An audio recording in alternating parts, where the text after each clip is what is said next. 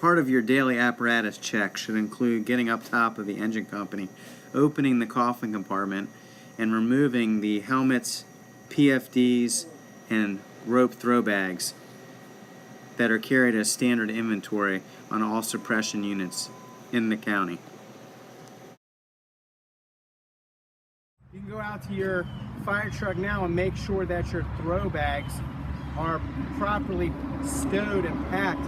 And properly stowed and packed after all the rope is tucked inside the bag is going to be to have the end of the bag have a fixed loop in it of some type that we can potentially attach a carabiner or other device to. So a figure 8 on a bite works. You could do a Yosemite bull, and any fixed loop that creates a gain in the end that we can pass a carabiner through is acceptable, because most importantly about this fixed loop is you want to have it ready for deployment, and we can accomplish that by sticking the fixed loop through the buckle on the throw bag. So it doesn't matter if it's our boats or our fire trucks, all of your throw bags should be packed like this with the remaining rope taut inside the bag. You basically want to have it quick and ready for deployment, so when this bag is passed to a rescuer on shore that has that one opportunity to throw it to a victim or a rescuer that's come in the water and needs this bag to be recovered, all you have to do is unclip this rope, hold it in one hand, and deploy the bag. All fire rescue personnel operating within 10 feet of the water's edge must wear a PFD. Do not enter the water or come within 10 feet of the water's edge wearing structural turnout PPE. Once you get off the fire apparatus, your first priority is to properly don your PFD. This should be done by zipping the PFD all the way up and snug every strap tightly around your chest and waist. It's important to keep the straps tight so that the vest does not pull up over the shoulders should another rescuer need to remove you from the water. PFD is designed to provide the buoyancy needed to keep you afloat should you fall in and need to be rescued.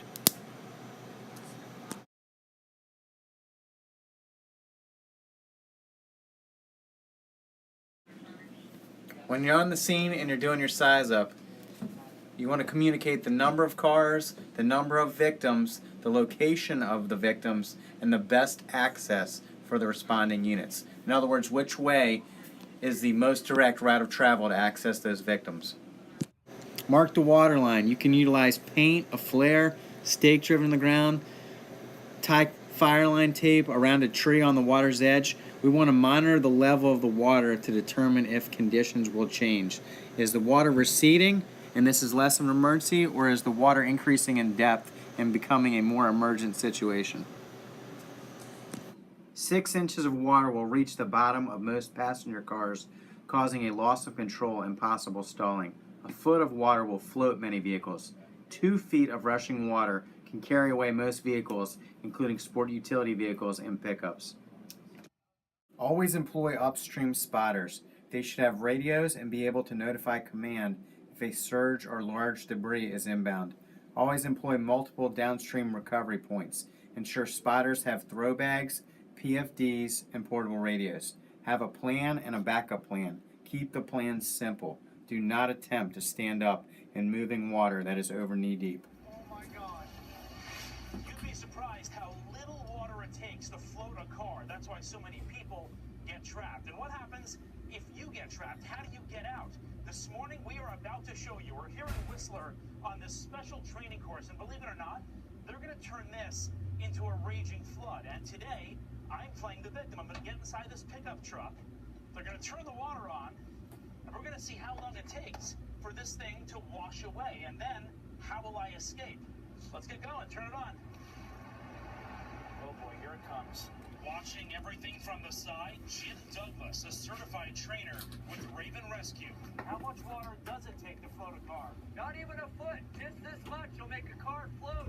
Wow. What about SUVs and 4x4s? So many people that have 4x4s think they can drive right through standing water. Those big tires will make a truck float even easier. They're like big buoys. They'll float even faster. In fact, watch how fast it does happen. The water is so low, you can still see the cement below. When my pickup truck is swept away. Thankfully, mine is tethered with strong chains. Otherwise, I'd be barreling out of control downstream. The water is now seeping into the car. This is crazy and scary. I cannot open the door to get out. I can't open the door at all. You need to roll the window down. That's it. And that's a critical tip. Roll the window down the second the water rises. It's your only way out. What do I do? You need to get out of the truck. Get out on the roof. Onto the roof? Get on the roof of the truck. This is very scary. The water keeps pouring in as I struggle to escape. Oh, it's much harder than it looks to climb out of a window. I get out just in the nick of time. In just seconds, the water is nearing the roof, already over the steering wheel. But now that I'm on the roof, I have a new set of problems. Now what? Now what? You need to get stable. Stay low. Hang on. With the truck moving, you're going to have to ride with it. Do I stand up on this? No, stay low. Get stable. Like this? Exactly. Can this car flip? The car can flip in as much as 6 feet of water. Oh my So God. you need to stay on the high side.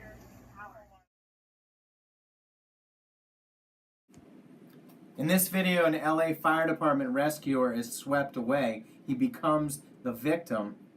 What you're about to see is two shore-based rescuers attempt the throw portion of the rescue sequence.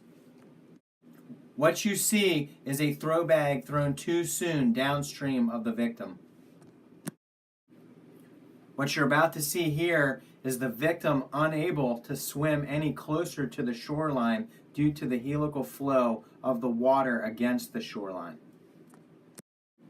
And last, what you see here is a trained rescuer that knows if he misses the throw bag to the victim, miss upstream of the victim. That way it'll come down to them. Then they can grab it, pendulum back to the shoreline.